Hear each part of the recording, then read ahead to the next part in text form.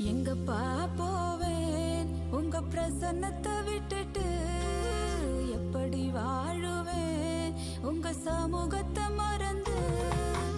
எங்கப்பா போவேன் உங்க பிரசன்னத்தை விட்டுட்டு, எப்படி